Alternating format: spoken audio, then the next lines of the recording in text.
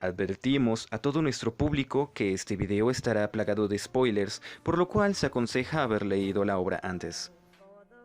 Hola, mi nombre es Estefanía y junto con mi compañero Brian vamos a aplicar una teoría literaria al libro La forma de las ruinas.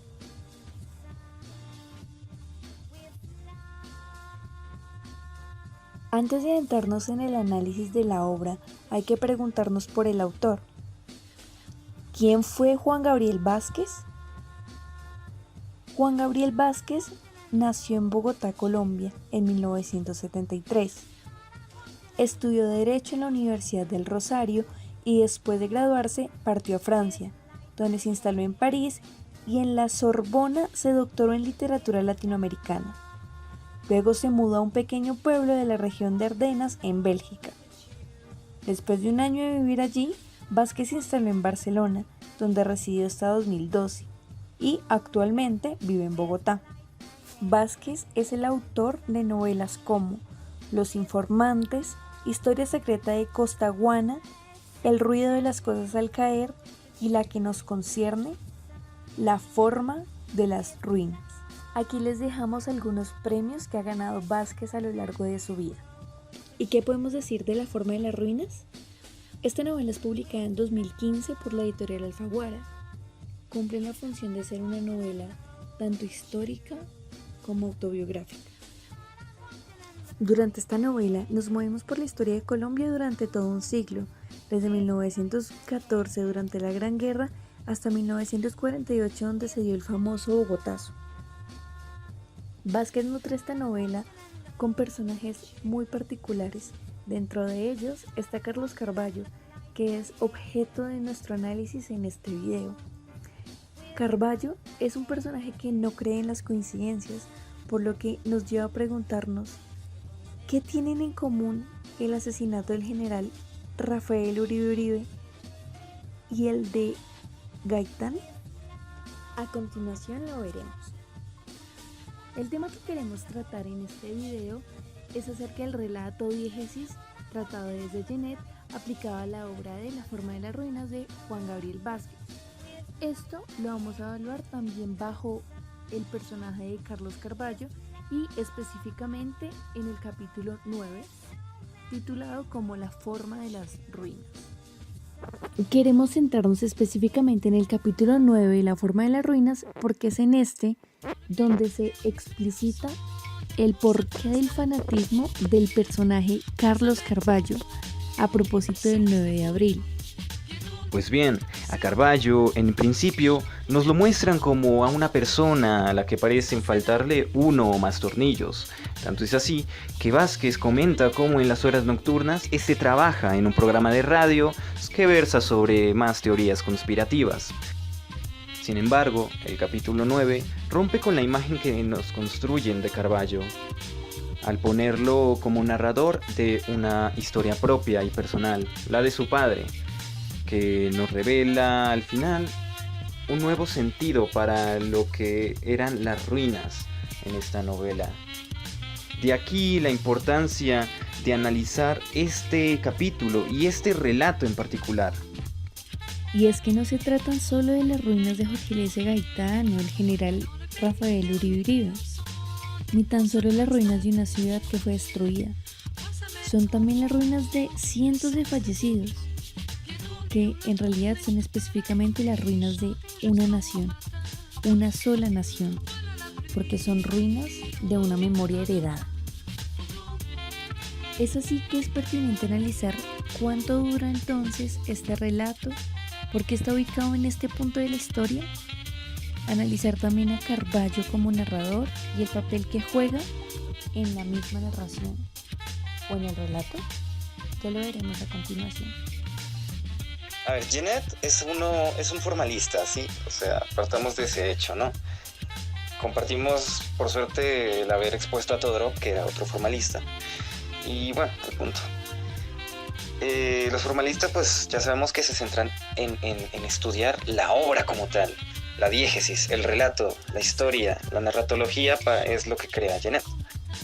Genet, dentro de su teoría, específicamente en el libro Figuras 3, analiza aspectos técnicos como lo son el tiempo, la voz y el modo. Estos aspectos no tienen que ver netamente con la historia, sino con lo que nos interesa, que es el relato, la diégesis. Esos aspectos técnicos tienen una razón de ser y es justo lo que vamos a evaluar. ¿Por qué Vázquez utilizaría diferentes narradores dentro del relato? El mismo Carballo, Anzola. ¿Y qué importancia tienen dentro de este? La teoría y el método que vamos a aplicar a esta obra va a ser la de Gerard Genette en su libro Figuras 3, bajo el concepto de relato. Pero, ¿quién fue Gerard Genette? Él nace en 1930 y fallece en el 2018. Fue un escritor, crítico y teórico literario francés. Es uno de los creadores de la narratología. ¿Y a qué se refiere la narratología? La narratología es el estudio estructural de los relatos. Figuras 3 es escrito en 1989. Como sabemos, hace parte del formalismo, que, como bien dice el nombre, estudia la forma de la novela. Esta obra lleva por nombre Figuras 3 porque corresponde a un modelo triádico. Desde el inicio, Gerard Genette nos identifica 3 maneras de entender el relato, aunque solo emplee una. También, dentro de esta obra, considera 3 aspectos como lo son el tiempo, el modo y la voz. Aspectos que, para él, son necesarios evaluar dentro de una obra. El análisis del relato es entonces el estudio de un conjunto de acciones consideradas en sí mismas, haciendo abstracción del medio, lingüístico o de otra índole, que nos permite conocerlos. Generalmente empleamos la palabra relato sin preocuparnos por su ambigüedad y ciertas dificultades de la narratología se deben precisamente a esa confusión. Entonces, Genette distingue 3 conceptos distintos. El primer sentido, que refiere más al uso común, que es más evidente y central, se refiere al relato como un enunciado narrativo, el discurso oral o escrito que entraña la relación de un acontecimiento de una serie de acontecimientos. El segundo sentido, como bien lo pueden ver, es la sucesión de acontecimientos, reales o ficticios, que son objeto de dicho discurso y sus diversas relaciones de concatenación, oposición, repetición, etc. Ese sentido es menos difundido, pero hoy es más corriente entre analistas y teóricos del contenido narrativo. El tercer sentido, que es al parecer el más antiguo, es el relato como un acontecimiento, pero no el que se cuenta, sino el que consiste en que alguien cuente algo, el acto de narrar formado en sí mismo. Como precisamos al inicio, es necesario distinguir entre historia, relato y narración. La historia es el significado o el contenido narrativo. El relato es el discurso o el texto narrativo, es decir, el significante. Y por otro lado, la narración es el acto narrativo productor, es decir, el conjunto de la situación real o ficticia en la que se produce una obra. Para analizar a Carballo desde la teoría de Genette, es necesario ubicarlo según cuál sea su nivel y relación con el relato narrado. Según su relación como narrador con el relato, lo vemos como un narrador heterodiegético, debido a que la historia que narra no es su propia vida, no es su propia historia, es la historia de otro ente o otro ser, en este caso su padre. En cambio, si nos referimos a su nivel dentro de la obra, este se encuentra al mismo nivel que el narrador y su esposa o sus hijas. Está a un nivel intradiegético porque está dentro del relato principal, en este caso la forma de las ruinas. Caso distinto sería el del propio padre de Carballo o el de Anzola, pues estos relatos son relatos que van un poco más a profundidad dentro del relato principal, lo que daría paso a un nivel metadiegético, más allá del propio relato.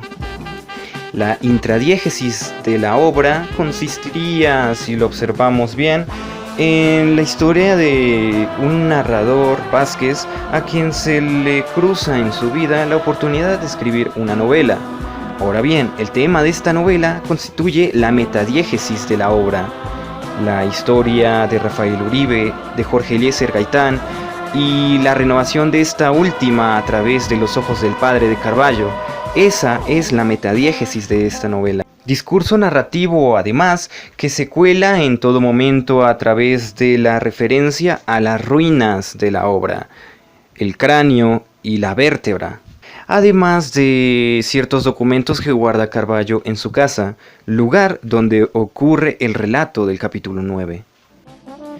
Detenernos a analizar el tiempo en que está escrito este relato no es muy fructífero, que digamos, la mayor parte está en pasado. Sin embargo, no puedo dejar de reiterar ciertos juegos que utiliza el escritor Juan Gabriel a la hora de narrar ciertos acontecimientos, como lo son el comienzo y el final puro.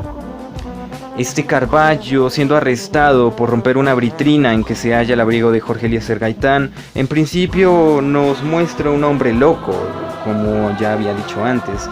Pero una vez que hemos entendido todo lo que significaba ese relato, una vez que entendemos todos los sentidos de la forma de las ruinas, comprendemos que Carballo no es para nada un loco. Simplemente es un hombre común tratando de alcanzar a sus muertos de alguna manera. Por amor. Sí, movido por amor.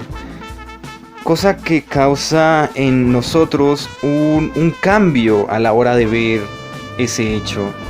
Y ese juego no podría haberse logrado si no se hubiera puesto esa escena tanto al principio y al final, y si no se hubiera retrasado el relato de Carballo hasta el último momento. El otro caso en que el autor utiliza este efecto de reiteración es el de la muerte de Jorge Eliezer Gaitán, que nos cuentan tanto desde el punto de vista del propio Jorge Eliezer, como desde el punto de vista de Juan Roa Sierra, como desde el punto de vista de un ciudadano promedio de aquella época, como lo es el padre de Carballo, haciendo que este relato metadiegético abarque en la vida de todos los colombianos que vivieron ese hecho y todos los colombianos que han vivido desde entonces. Este relato metadiegético nos deja entonces una lección, y es que no importa si lo queremos o no, terminaremos heredando historia. En este caso hemos heredado la historia de Rafael Uribe, de Jorge Eliezer Gaitán e incluso de John F. Kennedy. Pero ¿qué haremos con esta historia? ¿Qué haremos con estas ruinas? ¿Qué forma les daremos? Ese sería quizás el último sentido de esta novela. La forma de las ruinas es la forma que le dio Juan Gabriel Vázquez, pero también podemos observar la forma que le dio Anzola a las ruinas de Uribe. ¿Qué forma le daremos nosotros como lectores?